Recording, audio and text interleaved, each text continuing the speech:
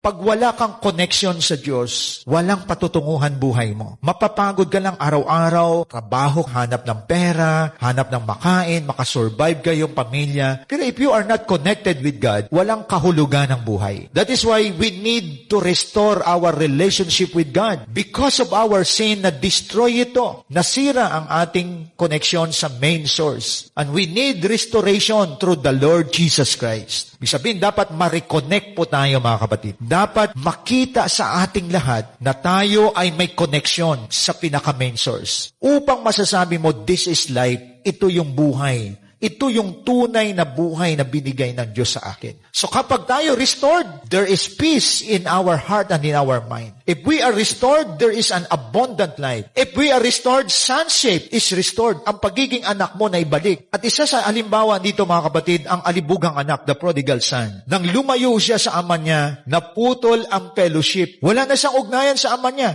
Kaya miserable ang buhay niya. Kaya pag lumayo ka sa Diyos, you disconnect yourself to God. Lahat ng ginagawa mo, maraming kapalpakan, maraming mali. Kaya it is very important, if you want guidance from heaven, restore. You need to restore your connection to God.